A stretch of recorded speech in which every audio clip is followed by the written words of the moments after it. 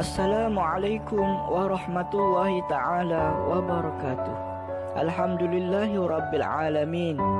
Allah subhanahu wa ta'ala masih mengurniakan kepada kita masa dan waktu untuk bertemu lagi pada halaqah ke-6 pada kali ini, iaitu Syekh Abdul Qadir Jailani, guru kepada orang ramai. Syekh Abdul Qadir telah lulus ujian-ujian kerohanian itu.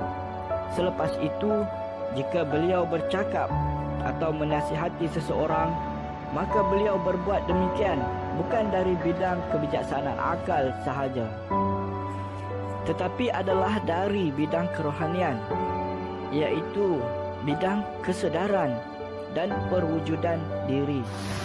Pada masa itu, keadaan umat Islam dalam mematuhi agama mereka telah merosot sekali. Umat Islam tidak mempedulikan agama mereka lagi.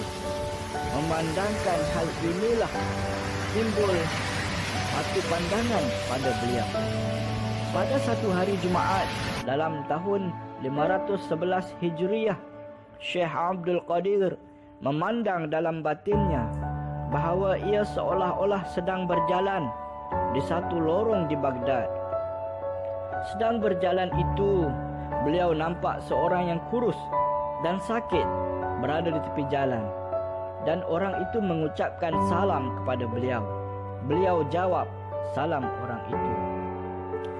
Orang yang kurus dan sakit itu pun meminta beliau tolongkan ia hendak berdiri. Lalu syekh itu pun menolongnya berdiri. Setelah ia tegak, orang itu dengan tidak semena-mena menjadi bertambah besar dan gagah rupanya.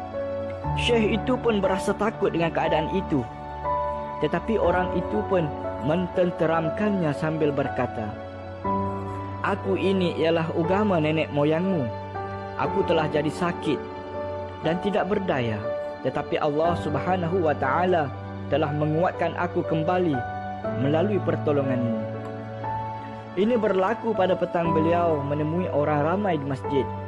Setelah lama kemudian, orang ramai pun memberi beliau gelaran Mahyiddin, yang berarti penghidup agama. Sungguh pun beliau telah mengeluarkan dirinya dari pengasingannya, tetapi tidaklah beliau bersyarah di hadapan khalayak ramai lagi. Selama 11 tahun lagi beliau tinggal di penjuru bandar itu dan terus melakukan ibadatnya dan berlatih untuk mendapatkan tambahan nur kebatinan dalam hatinya. Kira-kira dalam tahun 521 Hijriah barulah beliau mengajar orang ramai. Dia diberi satu madrasah untuk mengajar. Ilmu batinnya telah cukup untuk melengkapi dirinya. Pada mulanya sedikit sahaja murid beliau.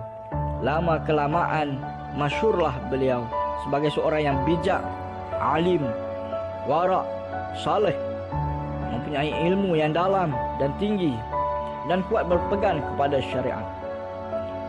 Ramailah orang yang datang mengunjungi beliau untuk memetik ilmu-ilmu yang berharga dan bernilai tinggi daripadanya. Lama kelamaan, madrasah itu pun tidak mencukupi untuk menampung orang yang ramai itu. Dalam tahun 528 Hijriah, rumah-rumah yang berjiran itu pun diambil untuk menampung murid-murid beliau. Ini pun tidak cukup. Pada tiap-tiap pagi Rabu, beliau bersyarah di atas pentas untuk bersyarah kepada orang ramai. Ini pun telah jadi sempit. Maka diadakan pula tempat di luar bandar itu, dan di situ dibina satu bangunan untuk beliau, dan ini digelar Musafir Khanah. Biasanya beliau memberi syarahan 3 kali seminggu.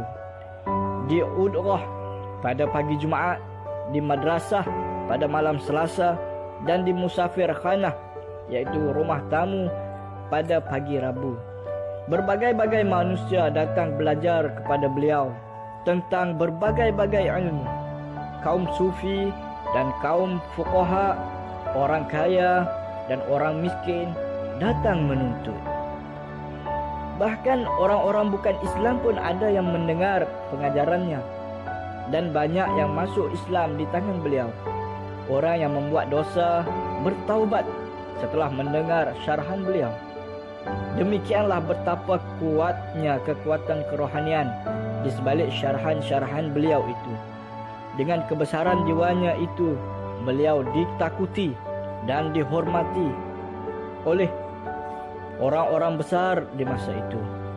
Orang yang berjiwa besar demikian ini bukanlah dengan kehendak mereka sendiri berbuat demikian, tetapi adalah kehendak Allah Subhanahu wa taala jua.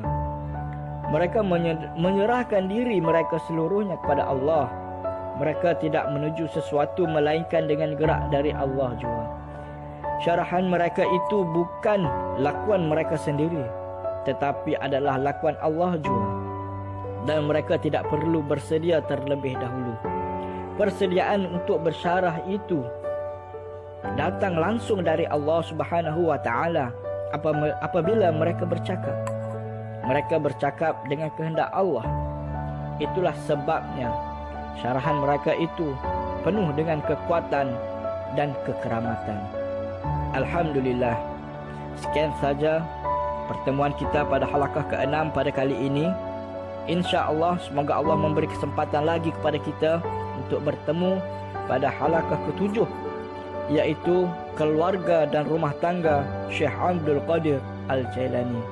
Assalamualaikum warahmatullahi taala wabarakatuh.